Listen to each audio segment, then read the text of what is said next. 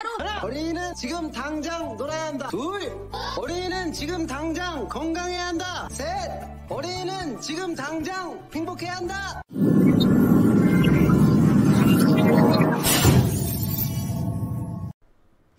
네, 안녕하세요. 브레인테크 강사 이승훈입니다. 이번 강의는 아이들 지금 이제 키우는 거에서 지금 우리 아이를 잘 키우고 있나 아닌가를 좀 확인할 수 있는 길이 있어요. 보통 이제 요 체크 기준이 한 6세 이상. 이 6세 이상 아이들 중에서 만약에 지금 아이가 주로 하고 있는 거, 뭐 어떤 아이들은 영어를 주로 할 수도 있고, 어떤 아이들은 뭐 수학일 수도 있고, 산수일 수도 있고, 어떤 아이들은 뭐 그리기일 수도 있고, 또 어떤 아이들은 만들기일 수도 있어요. 또 어떤 아이들은 나가서 노는 거일 수도 있고, 뭐 여러 가지들이 있죠. 자, 이 체크 기준이 뭐냐면은 아이가 지금 최고로 엄마가 생각하기에 최고로 잘한다고 생각하는 거를 만약에 내일부터 못하게 됐을 때, 이 아이가 이것을 찾지 않고 며칠은 좀 혼란 상태에 있겠지만은 뭐 의연하게 다른 거를 뭐 다시 또 한다. 그러면은 뭐 별 문제는 없는 거예요. 그런데 그것이 대체적으로 찾는 것이 공부 쪽에 관련된 거다?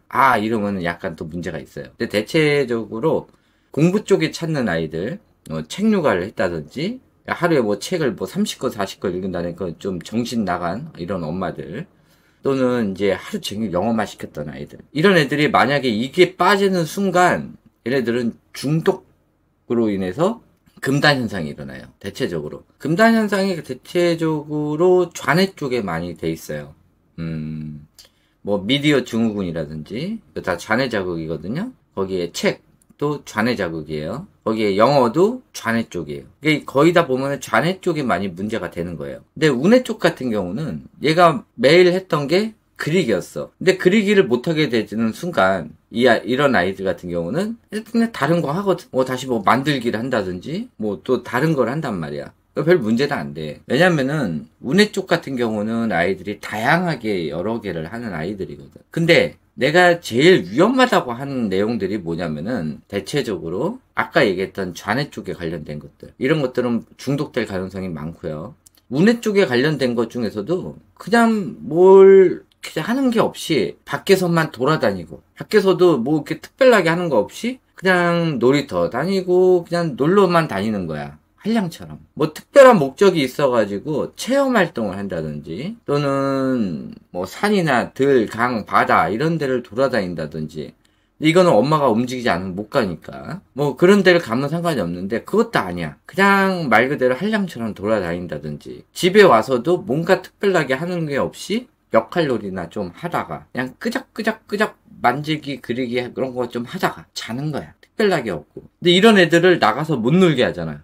그러면 얘네들도 멘붕 상태가 와요. 제가 왜 계속 중요하다고 생각하는 것이 소근육이냐면은, 소근육을 잘하면은 만에 하나 애들이 이런 것들을 못하게 됐을 때 아무 문제 없이 그거를 이어서 갈 수가 있어요. 다른 것을 이어서 갈 수 있단 말이에요. 제가 이 얘기를 왜 하냐면은 사람이란 모르는 거예요. 얘를 조기 교육을 해가지고 너도 나도 다 하잖아. 이 조기 교육을 했는데 얘네들이 학교에 갔더니 늦게 후발주자로 들어온 애들이 그거를 뛰어넘을 수도 있는 거야. 그리고 대체적으로 조기 교육을 하면은 3학년 정도 되면은 다 망해요. 거의 90% 이상 확률로 망하고, 거기를 버틴 애들은 여자애들이 좀 버텨요. 근데 그거 버티는 것도 중학교 되면은 거기서 또 망해요. 수학 같은 경우는 피타고라스 나오면 다 망한단 말이야. 안 해. 못해. 거의 다. 탄젠트 코사인 나오고 피타고라스 딱 나오는 순간 힘들어서 못해. 또 함수부터 어려워서 못하고, 영어만 오질나게 했다가 이해 못하잖아. 근데 초등학교는 어떻게 버티더라도 중학교부터 못 버텨. 근데 이랬든 저랬든 그때 망가지면은 나중에는 복구 방법이 없어요. 그나마 어렸을 때 좀 문제가 보이면은 수단과 방법을 가리지 않고 어떻게 좀 정상으로 올리려고 노력을 하는데, 예를 들어서 책 육아를 하다가 실패를 하면 애들이 언어 지연이 오니까 책을 그만 읽히고 언어 치료 센터를 다니다 보면은 그래도 좀 나아질 수도 있단 말이야. 그런데 그런 기미가 안 보이고 초등학교 때까지 이렇게 되다 보면은 애들이 이제 책 중독이 걸릴 수도 있고, 또 아무 생각 없이 책 읽던 아이들 같은 경우는 결국 만화책에 빠져서 3학년 되면 더 이상 또 책을 안 읽게 돼요. 영어 같은 걸로 시켰더니 모국어를 버리고 영어를 계속 하는 거야. 그러다가 나중에 학교에 가가지고 한국말을 못하게 되는 거지. 대체적으로 한국말을 많이 못해요. 그렇게 되면서 애들이 학교 수업을 할 수가 없는 상태고, 집이 돈이 많아가지고 국제학교로 보낸다든지 유학을 보내면 상관이 없는데, 돈 없는 집안에서 엄마 편이 뭐니 그런 걸 해가지고 아이가 그렇게 문제가 됐다. 그러면은 이제는 더 이상 학교 수업을 할 수가 없는 상태가 되지. 2, 3학년 되면은. 그리고 또 영어를 한다고 또 미디어를 많이 보여줬어. 그러면 당연히 미디어 증후군, 심하게는 ADHD까지 오게 되고, 어머니들이 아실지 모르겠지만은 영유 다니는 애들 대체적으로 경계선 지능까지 떨어지고, 심한 아이들 같은 경우는 지금 대치동 쪽에서 보더라도 ADHD들이 다량으로 쏟아지고 있어요. 그러니까 지금 아이가 이런 거를 만약에 못했을 때 점점 실력이 떨어져서 못할 수도 있고, 만약에 문제가 생겨가지고 저처럼 고등학교 때 축농증이 굉장히 심해져가지고 기억을 다 잃다든지 이렇게 됐을 때 학습 기억을 다 잃게 되면 어떻게 돼요? 그나마 했던 게 공부인데 공부 기억을 다 잃어버렸단 말이야. 저는 이제 중학교 3학년까지 기억이 다 날라갔으니까, 고등학교 1, 2, 3학년에 애들 얼굴까지 다 날라갔으니까, 이런 상태에서 제가 공부만 했다고 생각을 해봐. 그럼 어떻게 됐겠어? 학습 기억 다 날라갔지. 근데 별로 이렇게 타격이 없는 게, 중학교, 고등학교 때 했던 것들이 실질적으로 사회생활 하면서 거의 필요가 없거든. 초등학교, 중학교, 그때 했던 것들이 많이 도움이 된 거지.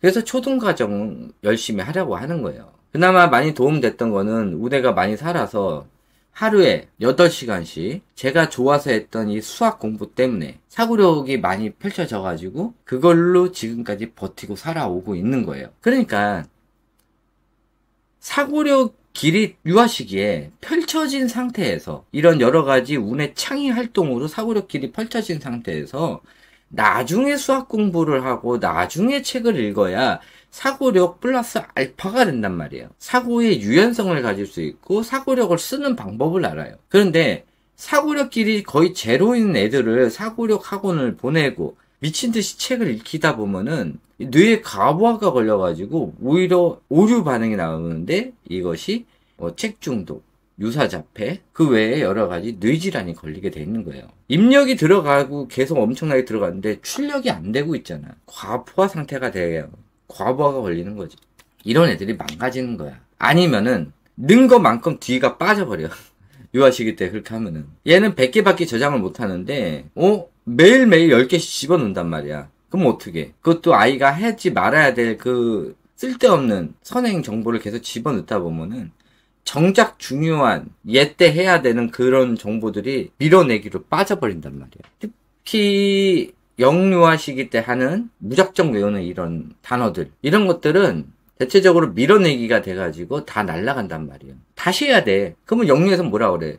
어차피 나중에 다시 해도 미리 외워놓으면 편할 거라고 개똥 같은 소리 하지 말라고 그래요. 절대 안 그래요. 다시 그냥 새로 해야 되는 거예요. 그러면은 영어를 안 배운 애들, 그때 가서 배우는 애들이 그 새로운 영어 단어 외우는 거랑 기존에 배웠던 애들이 잊어버린 다음에 다시 배우는 거랑 시간 차이가 날까? 거의 안 나요. 오히려 많이 공부를 하고, 유아 시기에 많이 공부를 하고, 다양한 운해 활동을 안 한 애들, 이런 애들이 나중에 문제가 생기는 거예요.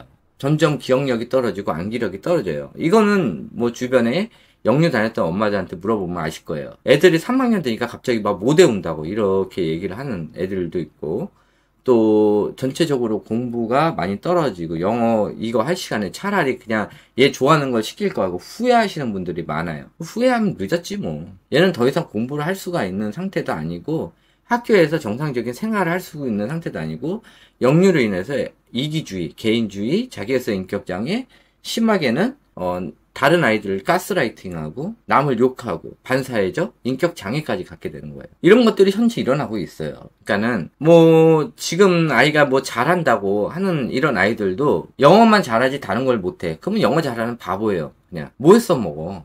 초등과정에서 영어 외에 할 줄 아는 게 단 한 개도 없는데 연산 조금? 연산하면 뭐해. 문제를 읽고 칙을 못 쓰는데 꽝 되는 거예요. 하여튼 그렇게 알고 계시고요. 지금 아이가 이제 열심히 하는 것들, 엄마가 자랑 삼아 얘기하는 것들을 내일 당장 못하게 했을 때 아이가 뭐 자연스럽게 넘어가거나 또 다른 걸 더 열심히 하려고 하면은 문제가 안 되는데, 그거를 딱 없애는 순간 아이가 금단정상이 일어난다. 그러면은 잘못 육아하신 거예요. 그런 식으로 좀 체크를 하시면 돼요.